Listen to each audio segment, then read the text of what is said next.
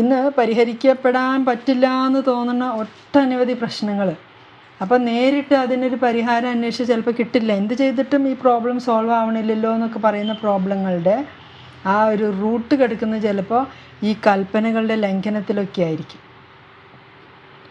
അപ്പോൾ പഴയ നിയമത്തിലെ ഈ 10 കൽപ്പനകളും അത് 2 കൽപ്പനകളായിട്ട് പുതിയ നിയമത്തിൽ സംഗ്രഹിച്ചിരിക്കുന്ന ആ സ്നേഹത്തിൻ്റെ കൽപ്പന, ഇതൊക്കെ കീപ്പ് ചെയ്ത് പോയി കഴിഞ്ഞാൽ പല പ്രശ്നങ്ങളും ഉണ്ടാവാതിരിക്കും, ഉണ്ടായിട്ടുള്ളത് സോൾവ് ആവും, അങ്ങനെ പലതും. അപ്പോൾ ഇത് കീപ്പ് ചെയ്ത് കഴിഞ്ഞാൽ, ഈ കൽപ്പനകൾ കീപ്പ് ചെയ്ത് കഴിഞ്ഞാൽ ഒട്ടനവധി അഡ്വാൻറ്റേജസ് ഉണ്ട്. നമ്മൾക്ക് ചിന്തിക്കാൻ പോലും പറ്റാത്തതിനപ്പുറം ബെനിഫിറ്റുകളുണ്ട്, നേട്ടങ്ങളുണ്ട്. അത് കീപ്പ് ചെയ്ത് ഇങ്ങനെ പോയി കുറച്ച് കഴിഞ്ഞിട്ടായിരിക്കും അത് അനുഭവിക്കാൻ പറ്റുക. ഇപ്പോൾ ഒരു ദിവസം കീപ്പ് ചെയ്യുമ്പോഴേക്കും ചിലപ്പോൾ ഫലം വന്നു എന്ന് വരില്ല. അപ്പോൾ ബേസിക് കാര്യങ്ങളിങ്ങനെ കീപ്പ് ചെയ്ത് പോയാൽ ചില ബേസിക് പ്രശ്നങ്ങൾ ഇല്ലാതെ നോക്കാം. Prevention, precaution, protection. ലേവ്യരുടെ പുസ്തകത്തിൽ 25-ാം അധ്യായം സാബത്ത് വർഷത്തിനെ പറ്റി പറയുന്നുണ്ട്. നമ്മൾ സാബത്ത് ദിവസം, ആഴ്ചയിൽ ഒരു ദിവസം അത് പറഞ്ഞു.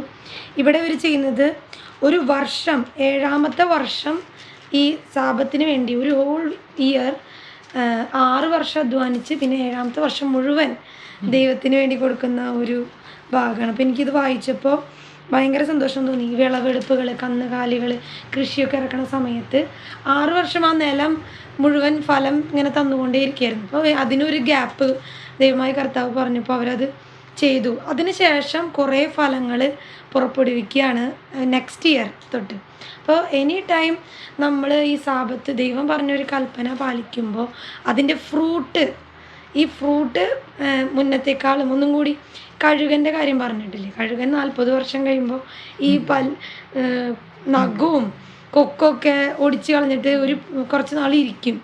എന്നിട്ട് പിന്നെയാണ് പുതിയത് കിളിർത്ത് വന്ന് പുതിയൊരു 40 വർഷം കൂടി ജീവിക്കാനുള്ള ശക്തി സംഭരിക്കുന്നത്. അതുപോലെ ഈ സാബത്ത് ദിവസം കീപ്പ് ചെയ്യുമ്പോൾ, സാബത്ത് വർഷം കീപ്പ് ചെയ്യുമ്പോൾ, നമ്മൾ തന്നെ ദൈവത്തിൻ്റെ കൽപ്പനയ്ക്ക് വേണ്ടി നിൽക്കുമ്പോൾ കുറച്ചും കൂടി കുതിച്ചു ഉയരാൻ നമുക്ക് തന്നെ ഒരു ബലമാവും. പ്രത്യേകിച്ച് ദൈവവചനം നമ്മെ, ആ ദൈവവചനം എന്ന് പറയുന്നത് സത്യമാണല്ലോ, സത്യമായ ദൈവവചനം അനുസരിക്കലും കൂടിയാണ് സാബത്ത് കീപ്പ് ചെയ്യുമ്പോൾ. അപ്പോൾ നമുക്കുണ്ടാകുന്ന, നേരത്തെ പറഞ്ഞ പോലെ ആത്മീയ ഉണർവ്, നവോന്മേഷം, പുതിയ അനോയിൻറ്റിങ്, ഇതൊക്കെ കുറച്ചും കൂടി നവീകരിക്കപ്പെട്ട് നമുക്ക് പുതിയൊരു സ്റ്റെപ്പ് വയ്ക്കാനുള്ളൊരു ശക്തി. അത് 7ാമത്തെ വർഷമാവാം, 7ാമത്തെ മാസം അല്ലേ, ജൂലൈ മാസം വളരെ പ്രത്യേകതയുള്ളൊരു മാസമാണ്. കുറേ ഫീസ്റ്റുകളുണ്ട്. പിന്നെ തിരുരക്തത്തിൻ്റെ മാസം. അപ്പോൾ 7ാമത്തെ മാസം, പിന്നെ 7ാമത്തെ ആഴ്ച, അല്ലെങ്കിൽ 7ാമത്തെ ദിവസം, 7ാമത്തെ മണിക്കൂർ, 7ാമത്തെ മിനിറ്റ് അല്ലേ. ഒരു ദിവസത്തിൽ 24 മണിക്കൂറുണ്ടെന്ന് പറയുമ്പോൾ എത്ര 7 മണിക്കൂറുകളുണ്ട്? 7 മണിക്കൂറുകൾ അല്ലേ. 7 3 21. അപ്പോൾ 7ാമത്തെ മണിക്കൂർ. ഇനി CCCയിലൊരു കാര്യം പറഞ്ഞിട്ടുണ്ട്, ഒരു 8ാമത്തെ ദിവസത്തെ പറ്റി. അതായത് 6 ദിവസം പണിയെടുത്ത് 7ാമത്തെ ദിവസം വിശ്രമിക്കണമെന്ന് പറയുന്നു. ആ 7ാമത്തെ ദിവസം തന്നെയാണ് അടുത്ത ആഴ്ച തുടങ്ങാനുള്ള ഒരു ബൂസ്റ്റ് അല്ലേ. അപ്പോൾ അതെവിടെ പറഞ്ഞിരിക്കുന്നത്? CCC 349 വായിച്ചോ. 349 8ാം ദിവസം. എന്നാൽ നമ്മെ സംബന്ധിച്ച് പുതിയൊരു ദിനം ഉദയം ചെയ്തിരിക്കുന്നു, ക്രിസ്തുവിന്റെ പുനരുദ്ധാന ദിനം. 7ാം ദിവസം ആദിമ സൃഷ്ടിയെ പൂർത്തീകരിക്കുന്നു. 8ാം ദിവസം പുതിയ സൃഷ്ടികർമ്മം സമാരംഭിക്കുന്നു. ആദ്യത്തെ സൃഷ്ടികർമ്മം 7 ദിവസം കൊണ്ട് പൂർത്തിയായി. 6 ദിവസം കഴിഞ്ഞ് 7ാമത്തെ ദിവസം കഴിഞ്ഞ് പുതിയ സൃഷ്ടികർമ്മം. Fresh anointing. ഇങ്ങനെ സൃഷ്ടികർമ്മം അതിനേക്കാൾ മഹത്തായ മാനവ സമുദ്ധാരണ കർമ്മത്തിൽ മകുടമണിയുന്നു. മാനവ സമുദ്ധാരണ കർമ്മം. അപ്പോൾ സൃഷ്ടികർമ്മത്തിൽ ആ ഒരു 7ാമത്തെ ദിവസമുണ്ട് സാബത്ത് ആചരിക്കണമെന്നൊക്കെ പറയുന്നു. പിന്നെ വേറൊരു സമുദ്ധാരണം, ഒരു രക്ഷാകര കർമ്മത്തിൻ്റെ ഒരു സ്റ്റാർട്ടിംഗ് ആണ്. രക്ഷാകര കർമ്മത്തിൻ്റെ സ്റ്റാർട്ടിങ് 8ാമത്തെ ദിവസം പുതിയ സൃഷ്ടിയായി മാറുന്നു. ഗലാത്യ 6:15 പറഞ്ഞിട്ടുള്ള പോലെ പുതിയ സൃഷ്ടിയാവുക എന്നതാണ് പരമപ്രധാനം. അപ്പോൾ ഈശോ ആ മോചനദ്രവ്യമായിട്ട് റിഡംഷൻ, വീണ്ടെടുപ്പ് നമുക്ക് തന്നത് നമ്മൾ സ്വീകരിച്ച് ഒരു പുതിയ സൃഷ്ടിയായിട്ട് ജീവിക്കുക. ആ രക്ഷ സ്വീകരിച്ച ഒരു വ്യക്തിയെ പോലെ പുതുതായി ജീവിച്ചു തുടങ്ങുക. പുതിയൊരു സൃഷ്ടികർമ്മം. നിക്കോദേമസിനോട് ഈശോ പറയുന്നില്ലേ, വീണ്ടും ജനിക്കണം, വീണ്ടും ജനിക്കണം. ആദം ഹവ വംശാവലി അല്ലെങ്കിൽ വംശപരമ്പര അല്ലെങ്കിൽ ലീനിയേജിൽ നിന്ന് ജീസസ് മേരി ലീനിയേജിലേക്ക് ഒരു ചാട്ടം, പുതിയൊരു സൃഷ്ടിയായിട്ട് ജീവിച്ചു തുടങ്ങുക. രക്ഷ സ്വീകരിച്ചവരെ പോലെ, രക്ഷിക്കപ്പെട്ടവരെ പോലെ ജീവിക്കുക. ആ സാൽവേഷൻ അനുഭവത്തിൽ, രക്ഷയുടെ അനുഭവത്തിൽ പുതിയ സൃഷ്ടിയായിട്ട് ജീവിക്കുക. അതിൻ്റെ തുടക്കമാണ് 8-ാം ദിവസം. പ്രഥമ സൃഷ്ടി അതിൻ്റെ അർത്ഥവും മകുടവും പ്രാപിക്കുന്നത് ക്രിസ്തുവിലുള്ള പുതിയ സൃഷ്ടിയിലാണ്. ക്രിസ്തുവിലുള്ള പുതിയ സൃഷ്ടി. അപ്പോൾ ആദ്യം ഒരു പ്രഥമ സൃഷ്ടി, പിന്നെ ഒരു പുതിയ സൃഷ്ടി. ഈ നവീന സൃഷ്ടിയുടെ തേജസ് ആദ്യ സൃഷ്ടിയുടെ തേജസ്സിനെ അതിശയിക്കുന്നു. ഈ നവീന സൃഷ്ടിയുടെ തേജസ്, ആ പ്രകാശം ആദ്യ സൃഷ്ടിയുടെ പ്രകാശത്തിനേക്കാളും അതിശയിക്കുന്നു. ഇപ്പോൾ ആദത്തിന് ഹവ്വയ്ക്കും ഉത്ഭവ വിശുദ്ധി ഉണ്ടായിരുന്നു, ഒറിജിനൽ സാങ്ക്ടിറ്റി അല്ലെങ്കിൽ ഒറിജിനൽ ഹോളിനെസ്. എന്നിട്ട് അവർ അധപതിച്ചു. അത് കഴിഞ്ഞ് രക്ഷകനെ വാഗ്ദാനം ചെയ്തു, രക്ഷകൻ വന്നു. പുതിയ സൃഷ്ടിയായി നമ്മൾ ജനിക്കുമ്പോൾ അതിൽ കൂടെ ആ ഒരു ശുദ്ധീകരണ പ്രക്രിയ കഴിഞ്ഞ് വിശുദ്ധീകരണ പ്രക്രിയയിലൂടെ കിട്ടുന്ന വിശുദ്ധി ആ ആദ്യത്തെ ഉത്ഭവ വിശുദ്ധിയിനേക്കാളും അതിശയിക്കുന്നു. ആദ്യത്തെ ആ പറുദീസയിനേക്കാളും അതിശയിക്കുന്നു. ഇങ്ങനൊരു രക്ഷ സ്വീകരിച്ച് വിശുദ്ധീകരിക്കപ്പെട്ട് പരിശുദ്ധിയിലേക്ക് വരുന്ന ആ നവീന സൃഷ്ടി, പുതിയ ആകാശം, പുതിയ ഭൂമി, പുതിയ ജെറൂസലം. ഒരു 8-ാം ദിവസം എന്ന് വെച്ചാൽ പുതിയൊരു സൃഷ്ടികർമ്മം. പരിശുദ്ധ റുഹായുടെ വിശുദ്ധീകരണ കൃപ സ്വീകരിച്ചുകൊണ്ട് പുതിയൊരു അനോയിൻറ്റിങ്ങിൻ്റെ കൃപയിലൂടെ ഒഴുകിയിട്ട് വേണം ഈ കാലഘട്ടത്തിൽ ജീവിക്കാൻ. ശുചീകരണ പ്രക്രിയയിലൂടെ കടന്നുപോയി, ശുദ്ധീകരണ പ്രക്രിയയിലൂടെ കടന്നുപോയി, വിശുദ്ധീകരണ പ്രക്രിയയിലായിരിക്കും നമ്മൾ. With a fresh anointing grace, പുത്തൻ അഭിഷേക കൃപ. അതൊരു സവിശേഷ കൃപ. ഈ കാലഘട്ടത്തിൻ്റെ ഈ കൃപ സ്വീകരിക്കാനായിട്ട് നമ്മൾ ഒരുങ്ങാനാണ് ഈ 3-ാമത്തെ കൽപ്പന നന്നായി അനുസരിക്കണം. അപ്പോൾ ഒരു പുതിയ സൃഷ്ടിയായിട്ട്, പഴയ മനുഷ്യനെ ഉരിഞ്ഞു കളഞ്ഞ് പുതിയ മനുഷ്യനായിട്ട്, മാമോദിസയിൽ അതല്ലേ സംഭവിക്കുന്നത്, പുതിയ മനുഷ്യനായിട്ട്.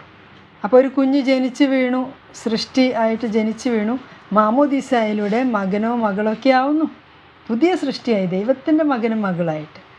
ഉത്ഭവപാപത്തിൻ്റെ അതിൽ നിന്നൊക്കെ മാറി.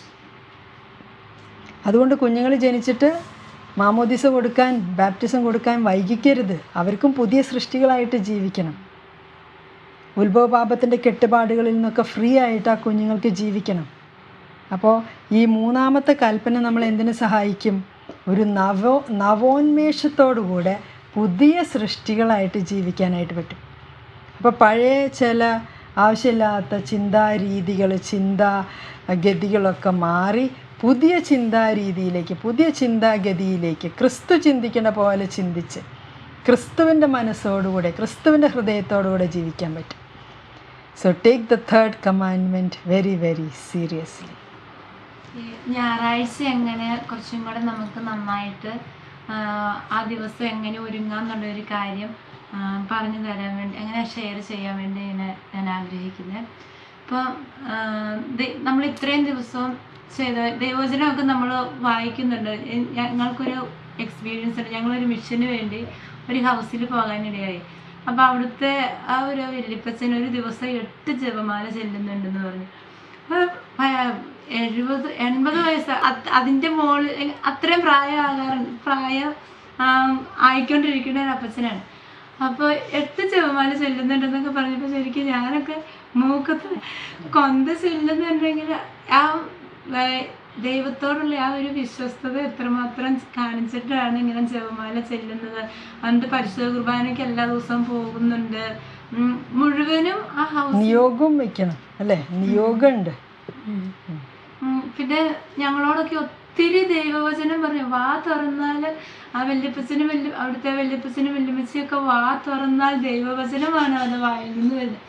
സാധാരണ പോലെ നമ്മളെ പോലെ വർത്താനം പറയുന്നത്, പക്ഷെ അവരുടെ വായിൽ നിന്ന് അത് സംബന്ധിച്ച ദൈവവചനമാണ് നമുക്ക് കിട്ടുന്നത്. അപ്പോൾ ഈ ദൈവവചനത്തോട് കൂടുതൽ അന്നേ ദിവസം കുറേ സമയം ദൈവവചനത്തിൻ്റെ കൂടെ ആയിരിക്കാം, ദൈവവചനം വായിക്കുക. നമുക്ക് ഇൻട്രസ്റ്റ് ആയിട്ട് വായിക്കാൻ പറ്റും. ചിലപ്പോൾ സുവിശേഷം, എനിക്ക് 2 സുവിശേഷമാണ് ഇഷ്ടം. ഈശോ ഇങ്ങനെ ഞാൻ ഭാവന ചെയ്യാറുണ്ട്. ഈശോ പറഞ്ഞ ഉപമകളൊക്കെ, ഇപ്പോൾ ഈശോ എങ്ങനെയായിരിക്കും പറഞ്ഞ ശിഷ്യന്മാരോട്, അല്ലെങ്കിൽ ഞാനും കൂടെ ആ ശിഷ്യന്മാരുടെ കൂട്ടത്തിൽ ഞാനുണ്ട്, അല്ലെങ്കിൽ ഈശോ എന്നോട് പറയുന്നതായിട്ട്. അങ്ങനെ ഇപ്പോൾ 2 ഭാഗമുണ്ട്. ഈശോ പറയുന്നുണ്ട്, എന്നാ കുറുക്കനോട് ചെന്ന് പറ, അങ്ങനെയൊക്കെ ഒരു തമാശ വിട്ട് സീരിയസ് ആയിട്ടാ പറഞ്ഞു. പക്ഷെ അപ്പൊ കുറുക്കനെ ഇമാജിൻ ചെയ്തു, എന്റെ പോയ സ്ഥലത്ത് കുറുക്കനെ കണ്ടോ? കണ്ടില്ല, സൗണ്ട് കേട്ടു. അതായത് ദൈവവചനം ചിലപ്പോൾ നമ്മൾ വിചാരിക്കുന്നതിനേക്കാളും ഇൻട്രസ്റ്റിംഗ് ആയിട്ട് മാറാം. ഓരോ ദൈവവചനത്തിൻ്റെ ഉള്ളിലേക്ക് ഊളിയിട്ട് ഡൈവ് ചെയ്ത് പോകുമ്പോൾ ഇറ്റ് ഈസ് വെരി ഇൻട്രസ്റ്റിംഗ്.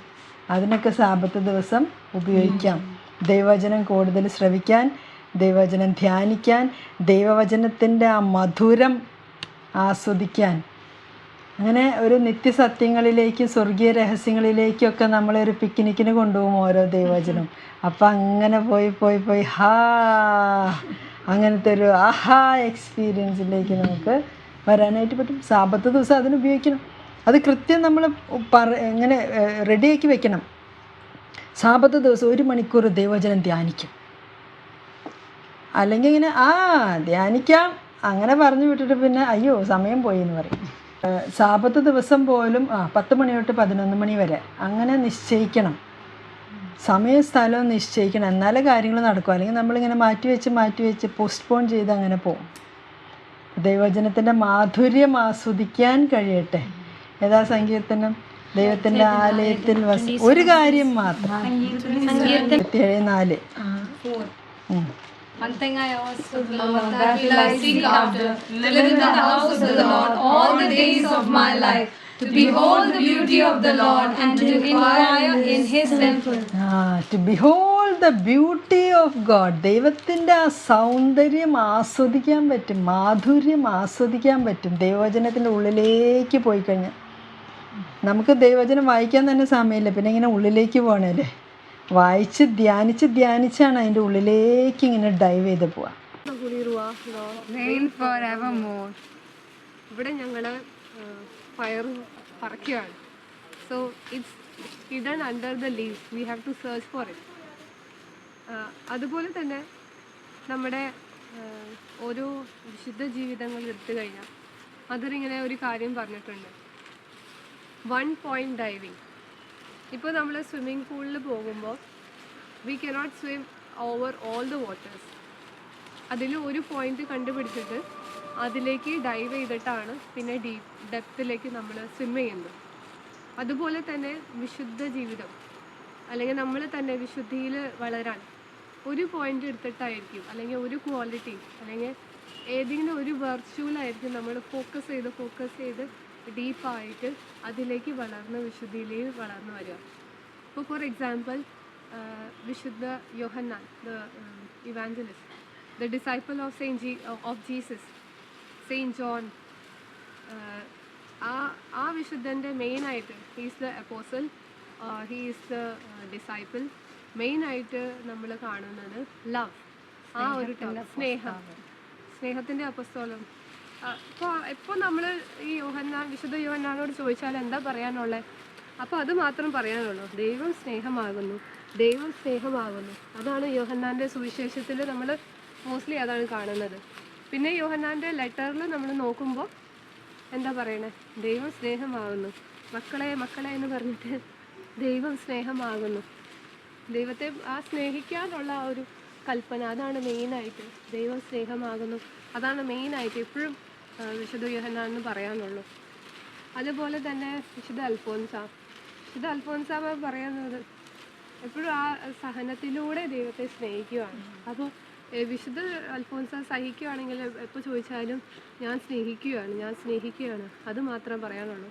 ഇനി സഹനം കുറവാണ്, എനിക്ക് സഹനം കുറവാണ്, സഹനം ഇനിയും തായോ എന്ന് പറഞ്ഞിട്ടാണ് വിശുദ്ധ അൽഫോൻസാമ്മയുടെ.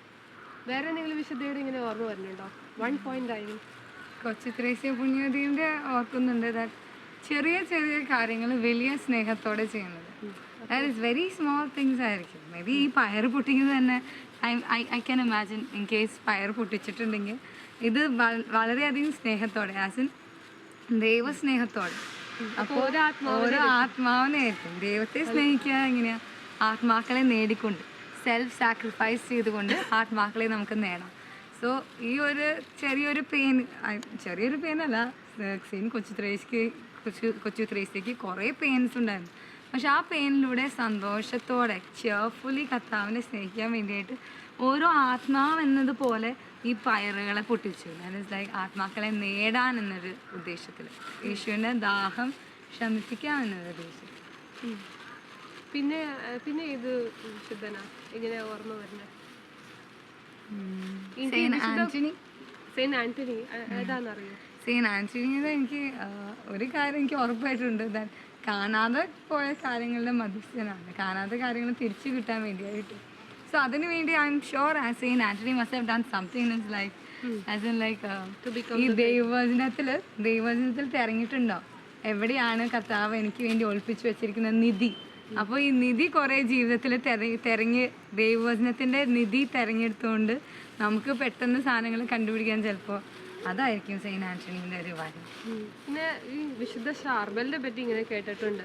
വിശുദ്ധ ഷാർബൽ എപ്പോഴും ഇങ്ങനെ പറയാറുണ്ട്, മൊനാസ്റ്റിക് ഓൾവേസ് ഹാവ് ടു പ്രേ. അപ്പോൾ സെയിന്റ് ഷാർബൽ ഇങ്ങനെ എപ്പോഴും ഇങ്ങനെ പ്രാർത്ഥിച്ചുകൊണ്ടിരിക്കും. ആ മൊനാസ്റ്റിക് അങ്ങനെയാണല്ലോ, എപ്പോഴും എപ്പോഴും അൺസീസിങ് പ്രെയർ. സോ വിശുദ്ധ ഷാർബലിൻ്റെ ജീവിതത്തിലൂടെ ആ സൈലൻസിൻ്റെ ആ ഇമ്പോർട്ടൻസും പിന്നെ എപ്പോഴും നിരന്തരമായ പ്രാർത്ഥനയുടെ ഒരു ഇമ്പോർട്ടൻസ് നമുക്ക് കാണാൻ പറ്റും. അങ്ങനെ ഓരോ വിശുദ്ധരുണ്ട്, അവർ ഒരു പോയിന്റിലാണ് അവരിങ്ങനെ ഡീപ്പായിട്ട് എക്സ്കവേറ്റ് ചെയ്ത് അല്ലെങ്കിൽ ഡെപ്തിലേക്ക് വളർന്ന് അതിൽ നിന്ന് അവർ ഡീപ്പായിട്ട് അതിൽ നിന്ന് അവർ വിശുദ്ധയാവും. അപ്പോൾ നമുക്കും നമ്മുടെ ഓരോ പോയിന്റ് കണ്ടുപിടിക്കാം. നിൻ്റെ എന്തെങ്കിലും പോയിന്റ് ഉണ്ടോ മെയിനായിട്ട് അതിലേക്ക് ഇങ്ങനെ ഡീപ്പായിട്ട് അതിലേക്ക് വളർന്ന് വിശുദ്ധിയിലേക്ക് വരാനുണ്ട്? ഒരു കീ പോയിന്റ് ഉണ്ടായിരിക്കും. സോ ഞാൻ കണ്ടുപിടിച്ചിരിക്കുന്നത് എല്ലാം ഒരു സാക്രിഫിഷ്യൽ മനോഭാവത്തിൽ ചെയ്യുക. That is I desire mercy not sacrifice എന്ന് ബൈബിളിൽ പറഞ്ഞിട്ടുണ്ടെങ്കിലും ഈ ഒരു ബലിയർപ്പണം പരിശുദ്ധ കുർബാനയാണ് ഏറ്റവും വലിയ ബലിയർപ്പണം. അപ്പോൾ ആ ബലിയോട് ചേർത്ത് വെച്ച് ഈ അടുത്ത മദറിൻ്റെ ക്ലാസ്സിൽ പറഞ്ഞ പോലെ ആ way of thinking is attune to that of the holy Eucharist. അപ്പോൾ എല്ലാ ചിന്തകളെയും കട്ട് ഷോർട്ട് ചെയ്ത് ടു ദാറ്റ് ഓഫ് സാക്രിഫൈസ്. അപ്പോൾ ഇതിപ്പോൾ ചെയ്യാൻ വെയിൽ കൊള്ളുന്നുണ്ട്, ഇതുണ്ട്, അപ്പോൾ ഒരു സ്മോൾ സാക്രിഫൈസ്. ഇതിനെ വെറുതെ not waste the opportunity but always seize the opportunity. ആ ഒരു സാഹചര്യത്തെ ഉപയോഗിക്കാനായിട്ടുള്ള ഒരു തീരുമാനം. എനിക്ക് saint Ignatius of Loyola, all for the glory of God, ഇപ്പോൾ എന്ത് ചെയ്താലും ദൈവമഹത്വത്തിന് വേണ്ടി ചെയ്യാൻ വേണ്ടിയിട്ട്. അതുപോലെ തന്നെ സെയിന്റ് ഫ്രാൻസിസ് അസീസി ഗോസ്പൽ എങ്ങനെയാണ് അതുപോലെ തന്നെ radically practice. Saint Francis of അസീസിന് മെയിനായിട്ട് പോവർട്ടി ആണെന്ന് തോന്നുന്നു. ബിക്കോസ് അത്രയ്ക്കും സെൽഫിനെ ആ ഒരു റിനൗൺസ് ചെയ്തിട്ട് വരാൻ സാധിക്കണമെങ്കിൽ definitely practice poverty the most. അതുപോലെ തന്നെ വിശുദ്ധ പൗലോസ്ലീഹ വിജാതിയരുടെ അപ്പോസ്തലൻ. So he was focusing on proclaiming the gospel. ഇത് എല്ലാവരും അറിയണം. പ്രത്യേകിച്ച് വിജാതിയരെ അറിയണം. യേശു ക്രിസ്തുവാണ് രക്ഷകൻ, ഏക രക്ഷകൻ, അങ്ങനത്തെ ഒരു കാര്യം. സോ ഓരോ പോയിന്റ് നമുക്ക് നമ്മുടെ ജീവിതത്തിൽ കണ്ടുപിടിച്ചിട്ട് അതിൽ തന്നെ നമ്മൾ വളർന്ന് അതിലൂടെ നമ്മൾ ഡെപ്തിലേക്ക് പോയിട്ട് ആ വിശുദ്ധ ജീവിതത്തിലേക്ക് വളരാൻ നമുക്ക് ഓരോരുത്തർക്ക് വിശുദ്ധരാകാൻ സാധിക്കും. Reign the Holy Lord, reign forevermore.